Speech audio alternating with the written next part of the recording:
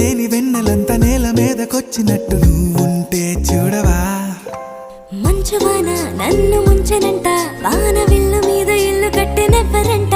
ఈ లోకమంతా నిన్ను చూసినంట, ఏ దిష్టి నిన్ను తాకకుండా ఇంటిలోన దాచుకుంటా. రంగు రంగు తారలన్నీ తొంగి తొంగి ఒక్కసారి చూస్తున్నా ఏంటిలా.